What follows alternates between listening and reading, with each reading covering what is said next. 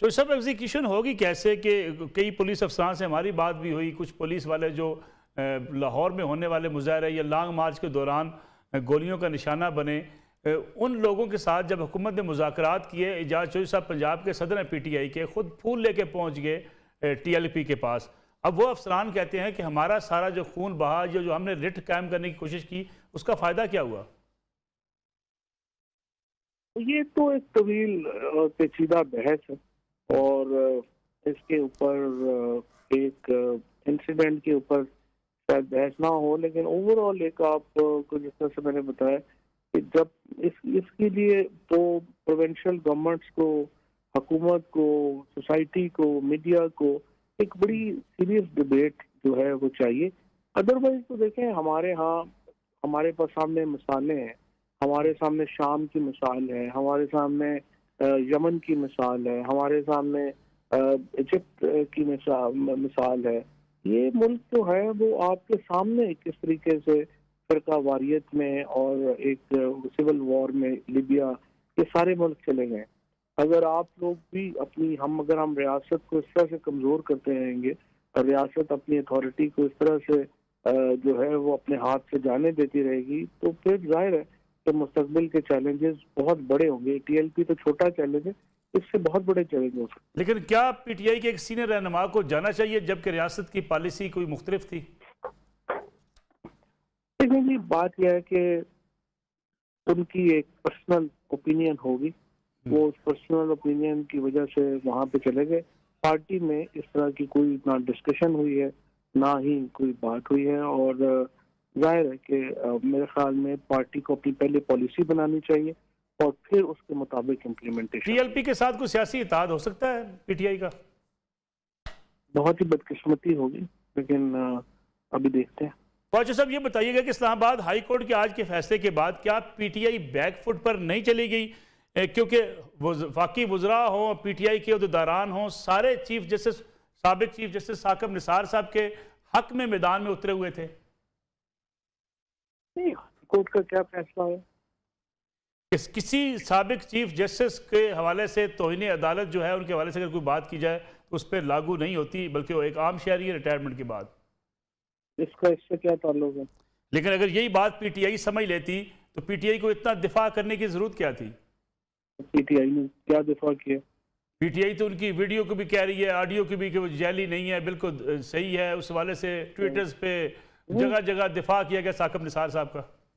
अच्छा, नहीं ऐसी कोई बात नहीं। ऐसी तो सबसे पहले तो समा टीवी ने इसका फोरेंसिक कराया और समा टीवी ने बताया है कि ये जो टेप है ये 2 मुख्तलिफ तकरीरों से जोड़ के ली गई है। जहाँ तक PTI का ताल्लुक है, हमारा तो बड़ा सिंपल मौक़िफ़ है कि अगर मरियम नवाज समझती हैं कि ये उनका मामला जो है उसमें कोई एडिशनल इससे उनको कोई फायदा हो जाएगा, तो उनकी अपील इस वक्त इस्लामाबाद हाई कोर्ट में पेंडिंग है। वो इस टेप को इस्लामाबाद हाई कोर्ट में पेश करें और वहाँ पे जजेस अपना फैसला कर लेंगे जैसे उन्होंने देखना। हमारा तो ज़ाहिर है ना लेने में ना देने में। और ये अलबत्ता जरूर है कि जो हम देखते हैं कि जब भी नवाज शरीफ या मरियम का केस आता है तो लीक्स शुरू हो जाती हैं। कभी जो है वो फलाने जज की वीडियो आ गई, कभी फलाने का आ गया। और जो केस के मेरिट्स हैं जो बड़े सिंपल हैं, वो केस का मेरिट्स ये है कि एक इंटरनेशनल स्कैंडल में ये सामने आया कि नवाज शरीफ और उनकी खानदान की प्रॉपर्टीज हैं लंदन में। उन्होंने कहा कि हमारी प्रॉपर्टीज नहीं है। बाद में सुप्रीम कोर्ट में साबित हो गया प्रॉपर्टीज आपकी हैं, अदालत ने आपको सजा दे दी। अब आपके पास उनसे अगर आपने केस से निकलना है, उसका जवाब वीडियोज नहीं है, उसका जवाब वो सोर्सेज ऑफ इनकम है जो आपने बताने हैं, जो अभी तक आप नहीं बता पाए। अल्लाह खैर सर। क्या हुकूमत को किसी टीवी पे डिपेंड करने के बजाय खुद नहीं फॉरेंसिक करा लेनी चाहिए, ताकि जो इल्ज़ामात अगर अपोजिशन लगा रही है तो उस हवाले से हुकूमत उसको फॉरेंसिक करा के बता दे कि नहीं ये जाली वीडियो है, जाली ऑडियो है? पहली बात तो ये कि अपोजिशन ये इल्जाम लगा रही है तो सिर्फ एक फैमिली का इशू है, क्रिमिनल केस है। ये उनका एक मौक़िफ़ होगा कि फॉरेंसिक कराएं या ना कराएं। दूसरी बात यह है कि हुकूमत करा नहीं सकती। जब केस हाई कोर्ट में पेंडिंग है और सबजुडिस है तो ये एग्जेक्टिव का फिर इख्तियार नहीं रह जाता कि वो इसके ऊपर मूव करे, ये जुडिशरी का इख्तियार है।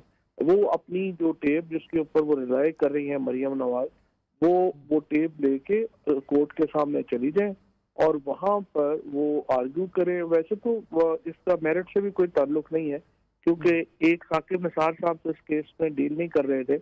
ये तो 3 चीफ जस्टिस ने और 16 के करीब जजेस ने इसको मुख्तलिफ औकात में डील किया है, और ये उसका क्या फर्क होगा, उसको एडमिसिबल भी है या नहीं है। तो दिस इज समथिंग टू जिसको इस्लामाबाद हाई कोर्ट के उन 2 जजेस ने, जिनके पास मरियम नवाज और कैप्टन सफदर की अपील है, उन्होंने देखना है।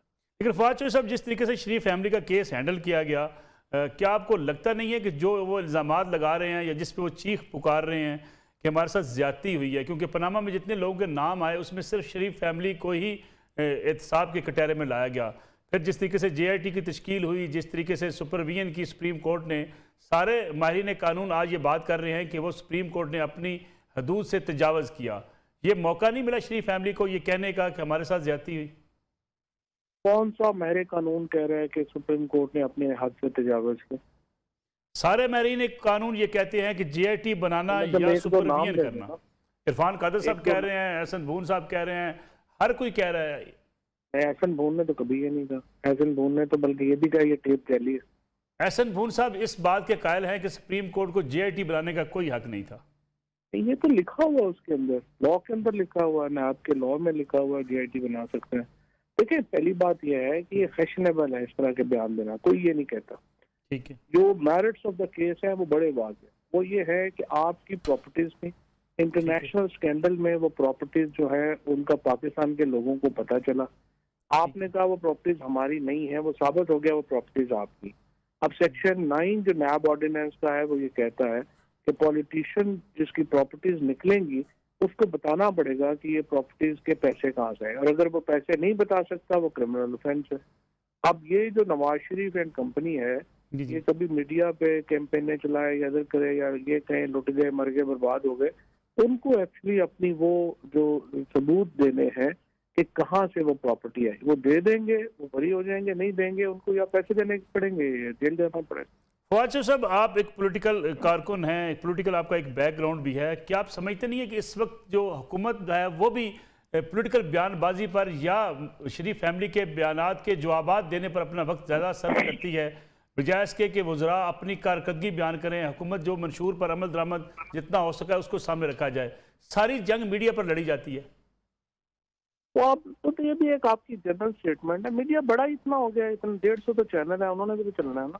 तो वो जाहिर है वो रोजाना कोई ना कोई मीडिया को चीजें चाहिए। 10 बजे चाहिए, फिर 3 बजे चाहिए, फिर 6 बजे चाहिए, फिर 9 बजे चाहिए।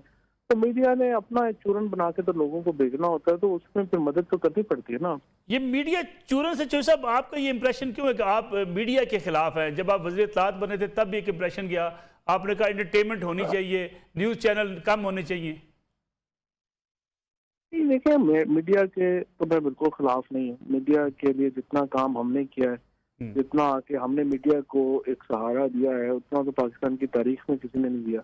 और जितना एक्सटेंशन मीडिया की हुई है वो भी एक हमारे दौर में जितनी हुई है, जितना वर्कर्स को राइट्स जो है उनको, ये जो मीडिया जर्नलिस्ट एक्ट आया है अभी, हमारा सिर्फ ये है कि हम जो वर्किंग जर्नलिस्ट है हम उसके लिए बात करें। ये पहली हुकूमत है पाकिस्तान में 2001 के बाद कि जो मीडिया वर्कर्स के लिए जो है वो बात करती है, जिसकी तकलीफ जो है वो मीडिया स्टेट को होती है।